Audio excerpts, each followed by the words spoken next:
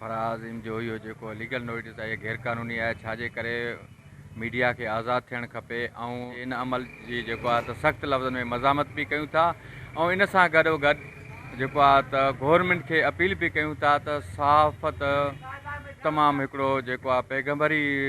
पेशो आहे, उन हवाले सां हिन खे जेको आहे त प्रेशराइज़ करे ऐं इन्हनि खां ग़लति कमु न करणु, इन्हनि खे आज़ादु छॾियो वञे जीअं सुठे तरीक़े सां पंहिंजी रिपोर्ट करे सघनि। ईअं न आहे त को चैनल कंहिं गवर्नमेंट जे माण्हू जे लाइ लिखे त उन ते का पाबंदी या लीगल नोटिस, इहो तमामु ग़लति अमल आहे। असां हिन जी बिल्कुलु मज़ामत कयूं था। पहले तो मैं इस जो लीगल नोटिस जारी कर दिया गया है फराज़िम की तरफ से विश न्यूज़ को, मैं उसकी पुरज़ोर मज़म्मत करता हूँ, क्योंकि आपको पता है अगर ये चीज़ें आज़ाद मीडिया की तरफ से अगर वो रिपोर्टिंग हकीकी अंगा जो होते हैं वो अगर वो नहीं ज़ाहिर करेंगे तो फिर कैसे जो है वो निज़ाम चलेगा। हम जो है आज़ाद मीडिया के साथ हैं, विश न्यूज़ के साथ हैं। विश न्यूज़ जी जेका हिन वक़्त ताईं जिदोजहद आहे, ख़िदमत आहे पाकिस्तान जे अंदरि जेका हितां सहाफ़त में ख़ुसूसन बलोचिस्तान में ऐं बलोच जी आवाम जी जेका ख़िदमत कई आहे, उन ते परियां उन्हनि खे ख़राज तहसीन पेश था कयूं। ॿियो इहो आहे त जेके बलोचिस्तान हुकूमत तरफ़ां जेको उनजे तर्जुमान आहे, उन जे तरफ़ खां जेका नोटिस ॾिनी वई आहे, मां सम्झां थो त इहे शदीद मज़म्मत जी लाइक़ु आहे ऐं बलोच माण्हुनि जे लाइ ऐं पंहिंजे वतन जे लाइ उहा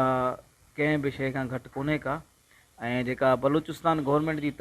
तर्जुमान आहे फराज़िम,